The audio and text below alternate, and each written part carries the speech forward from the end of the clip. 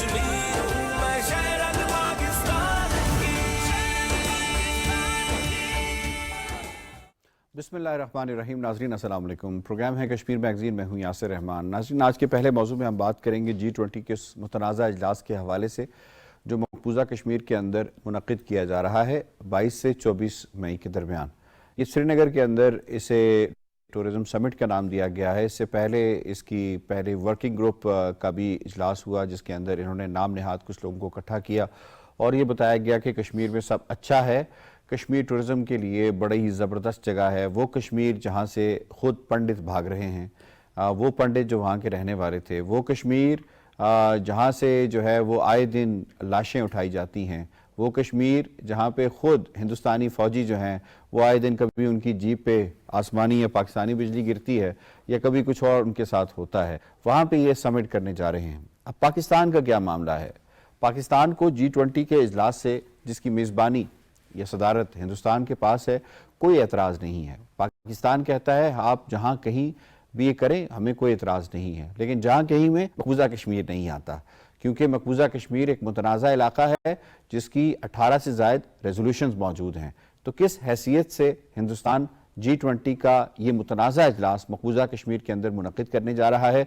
पाकिस्तान ने इस हवाले से 3 दिन के प्रोटेस्ट का भी ऐलान किया है ताकि दुनिया को ये बताया जा सके, ख़ास तौर पे जो डिप्लोमेटिक कोर हमारे इस्लामाबाद में मौजूद है, पाई जाती है, उनको ये बताया जा सके कि आप ये क्या कर रहे हैं।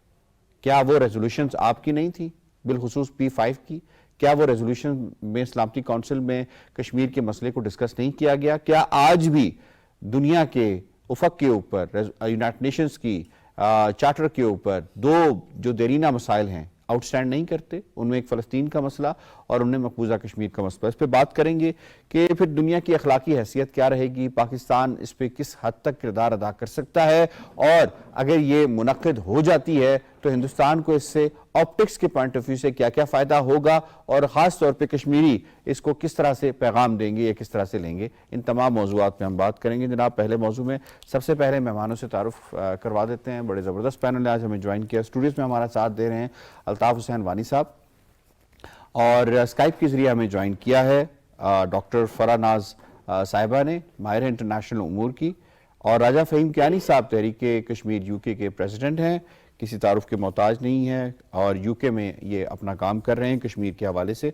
आप तीनों मेहमानों को हम खुश आमदीद कहते हैं। जनाब, सबसे पहले मैं रिपोर्ट शामिल करूंगा, उसके बाद फिर सवालों का बाकायदा आगाज करें। भारत के इंतखाब पसंद मोदी सरकार 22 ता 24 मई गैर कानूनी ज़ेर कब्जा कश्मीर में G20 इजलास के इनकाद का इरादा रखती है। भारत इस मजमूम हरकत के जरिए कश्मीर पर अपने गैर कानूनी कब्जे को जायज साबित करने की कोशिश कर रहा है। हुकूमत पाकिस्तान ने मकबूजा जम्मू कश्मीर में ग्रुप 20 के इजलास के इनकाद के खिलाफ आज से 3 रोजा एहतजाजी मुहिम का ऐलान किया है। मशीर अमूर कश्मीर कमरुज़्ज़मान कायरा ने प्रेस कॉन्फ्रेंस करते कहा कि भारत श्रीनगर में ग्रुप 20 का इजलास कराना चाहता है, जो कि एक मुतनाज़ा इलाका है। उन्होंने कहा कि भारत दुनिया की आंखों में धूल झोंकने की कोशिश कर रहा है और मकबूजा इलाके में जारी मजालम से दुनिया की तवज्जो हटाना चाहता है। मकबूजा कश्मीर की तरफ और कश्मीर की ओवरऑल तहरीक के ऊपर होने वाले वारों का और ख़ास तौर पे G20 कॉन्फ्रेंस का इसके इनेकाद पे एक एहतजाज का सिलसिला शुरू करेंगे। दुनिया को बताएंगे कि ये इसके अज़ाइम क्या है हिंदुस्तान के। कमरुज़्ज़मान कायरा ने कहा कि पाकिस्तान ने ग्रुप 20 के तमाम ममालिक को खतूत लिखे हैं जिनमें श्रीनगर में मुजवज़ा इजलास के बारे में अपने तहफ़्फ़ुज़ात का इजहार किया गया है।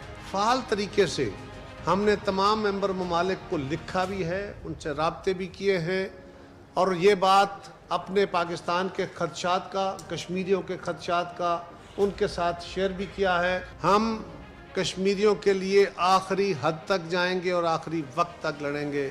ये उनका जायज़ और तारीख़ी तौर पे वो हक है जिसका सिर्फ पाकिस्तान ने नहीं, अक़वाम आलम ने उनसे वादा किया हुआ है। हिंदुस्तान की मौजूदा फाशिस्ट हुकूमत ने वहाँ पे जुल्म व जबर की कोई दास्तान पीछे नहीं छोड़ी, लेकिन ये कमाल है हमारे कश्मीरी हुर्रियत पसंदों का, हमारी माँओं बहनों बेटियों की उन कुर्बानियों को, उन नौजवानों और बुजुर्गों की कुर्बानियों को ना कश्मीर के मसले को पसे पुष्ट डाल सका है, ना उसे ان کے حوصلے توڑ سکا ہے اور نہ یہ کامیاب ہوگا۔ عالمی قوتوں کے لیے یہ بات باعث فکر ہونی چاہیے کہ کیا انہیں اقوام متحدہ کی جانب سے تسلیم شدہ ایک متنازع علاقے میں اس عالمی فورم کے اجلاس میں شرکت کرنی چاہیے۔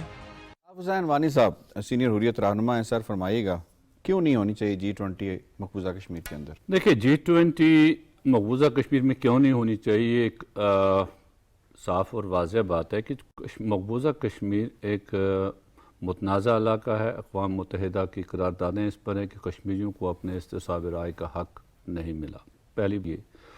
دوسری بات یہ کہ G20 ممالک کو یہ نظر رکھنا چاہیے جو اس میں جا رہے ہیں، خاص بہت سارے ممالک ایسے ہیں G20 میں جو ان قراردادوں کے شاہد بھی ہیں، جنہوں نے لکھی بھی ہیں وہ قراردادیں، جنہوں نے اس کے حق میں ووٹ بھی دیا ہے، تو ان کو اپنی ان قراردادوں کا بھی پاس کرنا جس میں کشمیریوں کے ساتھ ان کو حق زدن کا وعدہ کیا گیا۔ تیسری بات یہ 75 سال سے کشمیری ہندوستان کے ظلم و ستم کی چکی میں پیسے جا رہے ہیں، اور پھر آج ہندوستان جب کہ ہندوستان کو ایک موقع ملا G20 کی پریزیڈنسی ملی، اور پھر مقبوضہ کشمیر میں اس نے تیسرا جو ورکنگ گروپ کا اجلاس ٹورزم کا مقبوضہ کشمیر میں کرانے کا انعقاد کیا۔ یہ جان کر یہ ٹیکٹیکل موو ہے on behalf of India, on one hand to show the normalcy, کہ کشمیر کے اندر نارملسی ہے، دنیا کو بتانے کے لیے یہ پاکستان اور چند کشمیری شور کر رہے ہیں، یہاں کوئی ایسا مسئلہ نہیں ہے۔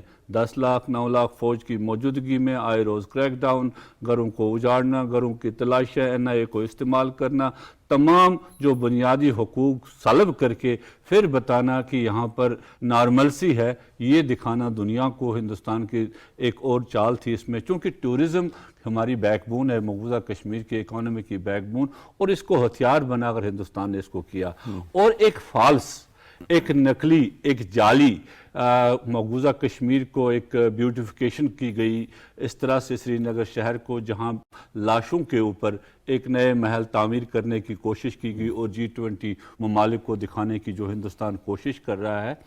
ہم یہ کہہ رہے ہیں، ہم نے لکھا بھی ہے G20 کو آل پارٹیز حریت کانفرنس کی طرف سے اور انڈیویجولز کی طرف سے اور ادارے کی طرف سے بھی لکھا ہے، ان تمام چیزوں کا احاطہ کیا ہے کہ ایک تو مقبوضہ کشمیر ایک ڈسپیوٹڈ ٹیریٹری ہے جس میں ایسا کوئی اجلاس نہیں ہونا چاہیے، اخلاقی حق ان کو حاصل نہیں ہے۔ دوسری چیز G20 ممالک کو ہندوستان کے جرائم جو ہندوستان نے مقبوضہ کشمیر میں کیے ہیں ان کو وائٹ واش کرنے میں مدد نہیں کرنی چاہیے۔ ہندوستان تو دکھانا چاہتا ہے، وہ وہاں آ کر چاہے ہندوستان کہ ان عزائم کو نہ جانتے ہوں، لیکن وہ وہاں پر ان کا آنا ہی ہندوستان کی جو مظالم جو وہاں پر کی ہے ان کو وہ وائٹ واش کر رہے ہیں۔ جنوبا میں جو آپ نے اس پہ بات کی تھی، تیسری بات میں بتاؤں آپ کو، اسی طرح سے G20 ممالک جب کشمیر میں آتے ہیں، جب اگر وہ کشمیر میں آتے ہیں تو وہ ہندوستان کے ان جرائم کا حصے دار بنتے ہیں۔ یہی باتیں ہم نے جنیوا میں تمام اسپیشل رپورٹرز کو لکھی تھی، اس سے پہلے ان سے بات تھی، پچھلے سیشن میں ہم نے اس پر بڑھ چڑھ کر بات کی تھی اور اس سے رسپانس بھی آیا۔ ابھی آپ نے 2 دن پہلے دیکھا ہوگا اسپیشل رپورٹر اور مائنارٹی ایشوز، ان کی جو پریس ریلیز تھی اور انہوں نے جو لکھا اس پر G20 ممالک کو لکھا اور پریس ریلیز لکھی، G20 ممالک کو اجتناب کرنا چاہیے۔ وہ انویٹنگلی ان کے الفاظ ہے کہ وہ حصے دار بن رہے ہیں ہندوستان کے ان چیزوں کے، ان مظالم کے جو وہ کر رہا ہے وہاں پر۔ ملٹری آکوپیشن کو، جو ہندوستان ملٹری آکوپیشن کو دوام دینے کی کوشش کر رہا ہے مقبوضہ کشمیر کے اندر، اس کے حصے دار بن جائیں گے اگر وہ لوگ وہاں جائیں گے۔ کیٹیگوریکلی اس نے ان چیزوں کا احاطہ کیا اور ساری چیزیں کی ہیں، اور اس سے پہلے بھی UN کی رپورٹیں، دوسرے اسپیشل رپورٹس کی رپورٹیں اس پر آئی ہیں مقبوضہ کشمیر۔ تو اس لیے ہم یہ کہتے ہیں کہ ایسی کوئی کانفرنس، That's why کہ G20 کو نہیں جانا چاہیے۔ ہم G20 ممالک سے یہی گزارش کرتے ہیں، کیا آپ ہندوستان کے مظالم جو وہاں پر ہیں ان میں حصے دار بننے جا رہے ہیں؟ کیا آپ یہ چاہتے ہیں کہ ہمارے لاشوں کے اوپر آپ ہندوستان کے محل تعمیر کریں گے؟ آپ کا جو کمٹمنٹ ٹورڈز ہیومن رائٹس ہے، جو آپ کی اوبلیگیشن ٹورڈز انٹرنیشنل لا ہے، وہ کہاں جاتی ہے؟ دس از ویری امپورٹنٹ۔ راجہ فہیم کیانی صاحب آپ کی طرف آتے ہیں جناب، یہ بتائیے انٹرنیشنل کمیونٹی کو اس طرح کیوں نہیں کرنا چاہیے، کیوں نہیں جانا چاہیے G20 کے اندر، اور کیا اس طرح کی کوئی سینسیشن وہاں پہ پائی جاتی ہے، اس طرح کی کوئی سوچ پائی جاتی ہے کہ اگر ہم گئے تو ہم اپنی ہی باتوں سے منحرف ہو جائیں گے جو ہم پچھلے 75 سال سے کرتے آئے ہیں؟ دیکھیں کہ G20 جو ہے نا 20 بڑی اکانومیز کا ایک فورم ہے، اور ان کا جو پچھلا اعلامیہ ہے وہ واضح کرتا ہے کہ جب رشیا اور چائنا نے اپوز کیا تھا اس ریزولوشن کے حوالے سے جو پچھلی G20 کی، کہ آپ یوکرین اور رشیا کی وار کو اپنے ریزولوشن میں نہ ڈالیں، لیکن اس کے باوجود بھی انہوں نے اس ریزولوشن میں ڈالا، اور اس بنیاد پہ ڈالا، یہ کہا کہ اکانومی اور سیکیورٹی آپس میں کنیکٹڈ ہے۔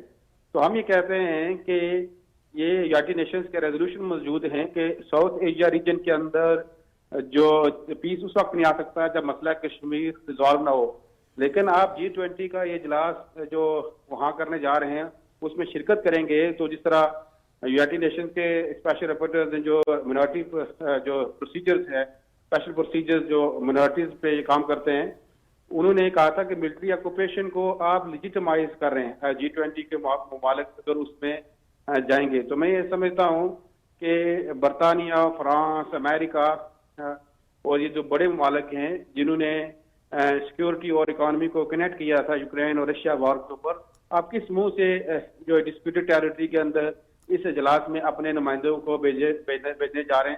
اس حوالے سے انٹرنیشنل کمیونٹی نے بھرپور مذمت کیا۔ انٹرنیشنل کمیونٹی میں جو دنیا کے جو بڑے فورمز ہیں یونائٹڈ نیشن کے جو انڈیپینڈنٹ ایکسپرٹس ہیں، انہوں نے اس کو اپوز بھی کیا ہے۔ تو میں سمجھتا ہوں کہ ایک انوائرمنٹ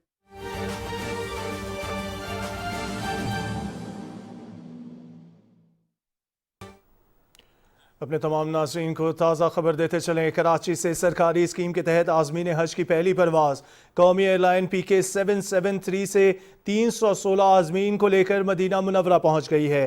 یہ اہم خبر اپنے تمام ناظرین تک پہنچا رہے ہیں۔ کراچی سے سرکاری اسکیم کے تحت عازمین حج کی پہلی پرواز قومی ایئر لائن PK 773 316 عازمین کو لے کر مدینہ منورہ پہنچ گئی ہے۔ ایئرپورٹ پر DG حج عبدالوہاب سومرو اور ڈائریکٹر مدینہ ضیاء الرحمان نے وزارت مذہبی امور کے حکام کے ہمراہ استقبال کیا۔ مدینہ انٹرنیشنل ایئرپورٹ پر اس حوالے سے منعقدہ استقبالیہ تقریب منعقد کی گئی۔ تقریب سے خطاب کرتے ہوئے عبدالوہاب سومرو نے کہا کہ اللہ تعالیٰ آپ سب کو سعادت دے رہا ہے اور تمام عازمین حج سے ملتمس ہوں کہ اللہ کے بابرکت گھر جا کر پاکستان کی سالمیت اور استحکام اور امن کے لیے خصوصی دعا کریں۔ تقریب سے ڈائریکٹر مدینہ نے کہا کہ حاجی کیمپ اور دیگر اداروں نے مل کر کوششیں کی ہیں کہ سرکاری اسکیم کے تحت حج کرنے والوں کے لیے بہترین انتظامات کیے جائیں اور زیادہ سے زیادہ سہولیات فراہم کی جائیں۔ انہوں نے کہا کہ عازمین سعودی قوانین کا احترام کریں اور اپنے اپنے گروپس کے ہمراہ رہیں۔ اس موقع پر عازمین میں تحائف بھی تقسیم کیے گئے۔ عازمین کے لیے مدینہ میں ٹرانسپورٹ کے بہترین انتظامات کیے گئے ہیں۔ یہ خبر آپ تک پہنچا رہے ہیں کراچی سے۔ سرکاری اسکیم کے تحت عازمین حج کی پہلی پرواز قومی ایئر لائن PK 773 316 عازمین کو لے کر مدینہ منورہ پہنچ گئی ہے۔ باخبر رہیے، دیکھتے رہیے پاکستان ٹیلی ویژن نیوز۔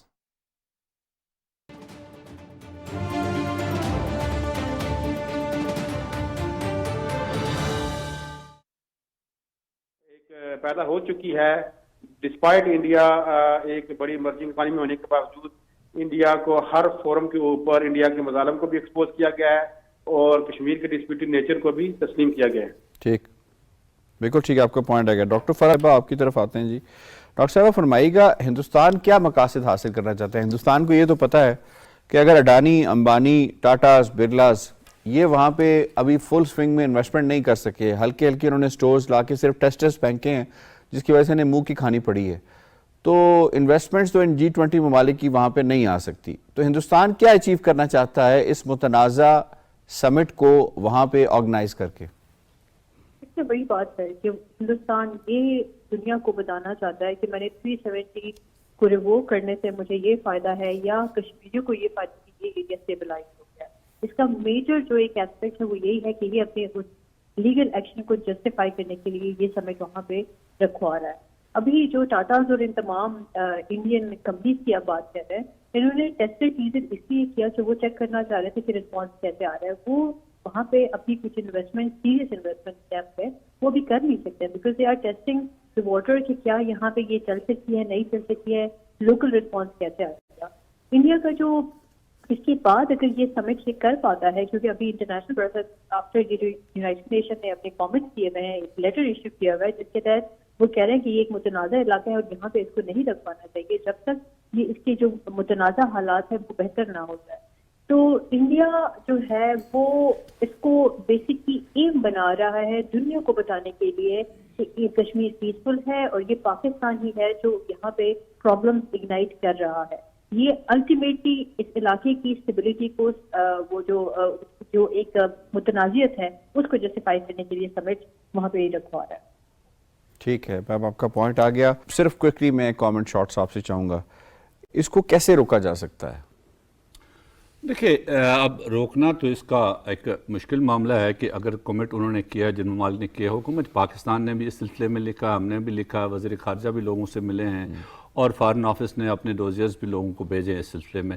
ہمیں امید ہے کہ بہت سارے ممالک اس میں شرکت نہیں کر کے ان کے آپ کہہ رہے ہیں کہ یہ جزوی طور پہ بھی ہو جاتی ہے تو پھر بھی یہ ناکامی کا ایک ثبوت ہوگا. بالکل ظاہر سے ان کے کچھ ممالک کے نمائندے شاید نہ جائیں وہاں پر، وہ نہیں آئیں گے، یہ ہمیں امید ہے. ہم نے چونکہ ہمیں رسپانس ملا ہے بہت سارے ممالک سے، انہوں نے لکھا ہے کہ جو ہم نے خطوط لکھے ہیں، اب حکومت پاکستان نے بھی ان سے، تو طریقہ یہی ہے. دیکھیں ہندوستان چاہتا ہے اس درمیان ایک اہم بات میں کرنا چاہتا ہوں، انفارچونیٹلی انڈیا نے پچھلے عرصے سے ایک اہم نقطہ اٹھایا ہے جو وہ بار بار اپنے پریس میں کہہ رہے ہیں کہ NIA کے آفیشلز کو خطرہ ہے، ان کو دھمکیاں ملی ہیں ساری چیز.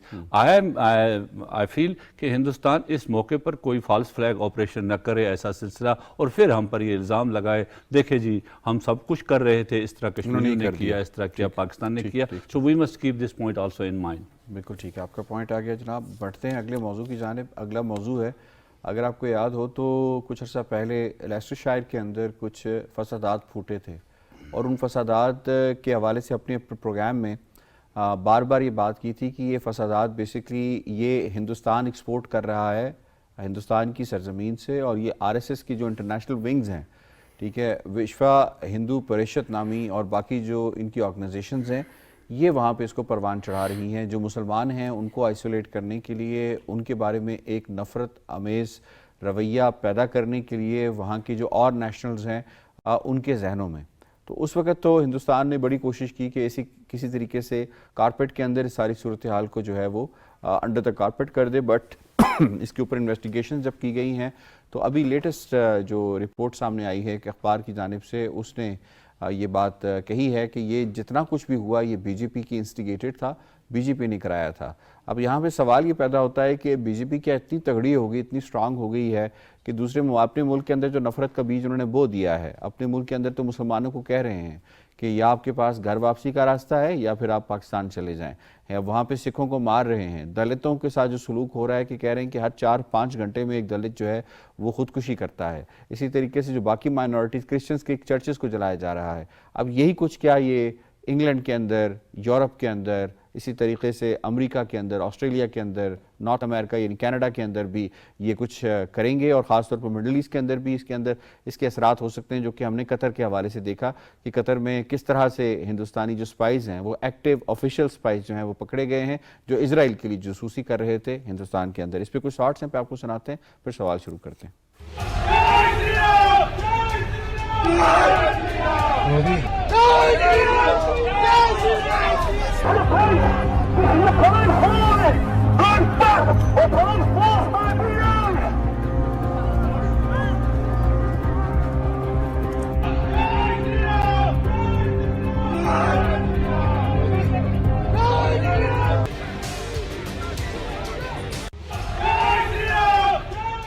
راجہ فہیم کیانی صاحب، سر فرمائیے گا کہ بلی تھیلے سے باہر آ گئی ہے، ابھی کچھ اور بھی باہر آنا باقی ہے؟ دیکھیں کہ یہاں کی سیکیورٹی ایجنسیز نے جو BJP کا جو عزائم تھے وہ اس کو ایکسپوز بھی کر دیا، اور جس طرح آپ نے کہا ہے کہ وہ اس کے اوپر مختلف اخبارات میں رپورٹس بھی پبلش ہو چکی ہیں. ہم نے شروع سے یہ کہا تھا کہ جو RSS اور BJP کی لیبارٹریز میں جو پروڈکٹ تیار ہوئی ہے اس کا لیسٹر میں ڈسپلے ہوا ہے.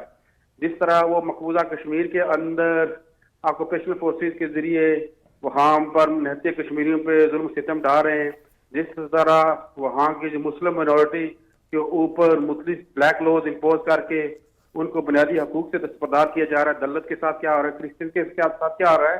تو شاید یہ بات ماضی میں سمجھانا ہمارے لیے مشکل تھی، لیکن انہوں نے جو ڈسپلے لیسٹر میں کیا ہے اس سے جو BJP کے جو عزائم ہیں یہاں کی لوکل کمیونٹی میں مکمل طور پر ایکسپوز ہو چکے ہیں.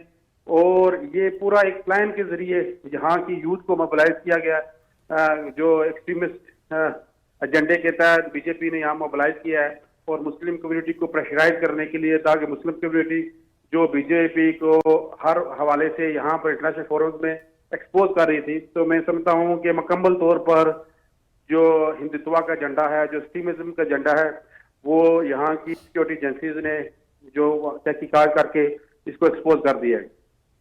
ٹھیک ہو گیا. ڈاکٹر صاحبہ یہ فرمائیے گا کہ اس سے آپٹکس کیا نکلتے ہیں؟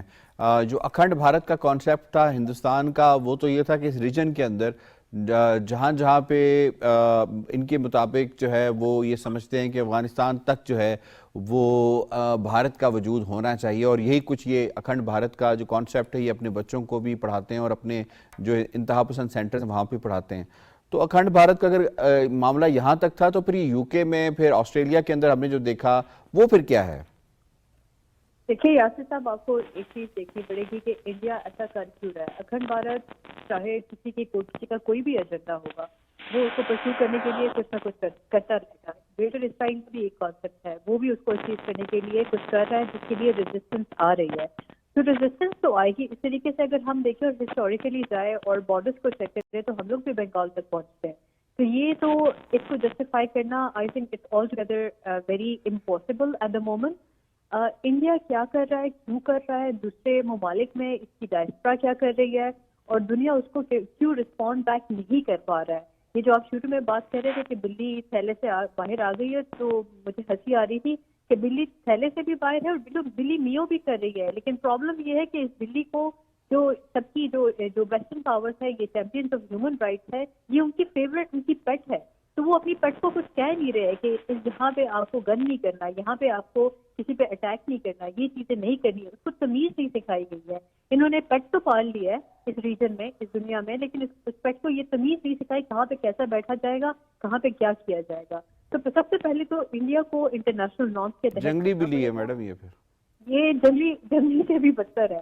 تو اس کو سب سے پہلے تہذیب سکھانی پڑے گی کہ جب آپ انٹرنیشنل سسٹم میں رہتے ہو اور آپ ایک بہت اچھی اکانومی ہو، بہتری کی طرف جا رہے ہو، بہت اچھے نمبرز کے ساتھ آپ آگے جا رہے ہو، تو آپ کو تمیز کے ساتھ جانا پڑے گا اور تمیز سیکھنی پڑے گی، چاہے اس کا دل چاہے یا اس کا دل نہ چاہے. وہ تو کہتے ہیں ہمارا کلچر ہی ہے. تو بس جو کلچر ہے، کلچر کو پھر بدلنا پڑتا ہے. جب آپ کے اوقات بدل رہے ہوتے ہیں تو پھر آپ کو اپنے اوقات، تو اس کا مطلب یہ ہے کہ آپ کے کہنے کا مطلب یہ کہ اکھنڈ بھارت صرف یہاں تک اس خطے تک محدود نہیں ہے، یہ چاہ رہے ہیں کہ یو کے کو بھی یہ سیفرنائز کر دیں اور باقی ممالک کو بھی کر دیں. ہر جگہ پہ یہ اپنا انفلوئنس اسٹیمپ کرنے کی کوشش کر رہے ہیں، جو ان کا بہت غلط اور گھٹیا سوچ ہے. ان کو اپنی سوچ بدلنی پڑے گی، ان کو اپنے حدود میں رہنا پڑے گا. کسی ملک کو بھی یہ حق حاصل نہیں کہ دوسرے ممالک میں جا کے وہ انسٹیبلٹی کرائے، پرابلم کریٹ کرے، سیکورٹی کنسرنس پیدا کرے. ہم پاکستان کے حالات دیکھتے ہیں، ہمیں تو ڈیلیبریٹلی الجھا کے رکھا جا رہا ہے تاکہ ہم لوگ خود میں ہی الجھے رہے، باہر نہ دیکھ سکے، باہر نہ جھانک سکے ہمارے ارد گرد کیا ہو رہا ہے. تو ہمیں تو الجھا کے رکھا گیا ہے. تمام فورسز میں یہاں پہ فلی ایکٹیو ہے، فلی ایکٹیویٹڈ ہے، اور اسی حساب سے ہم چل رہے ہیں. ہمیں سمجھ نہیں آ رہی کیا ہو رہا ہے، خود کو گھر کو ٹھیک کرے کہ بارڈرز کو ٹھیک کرے.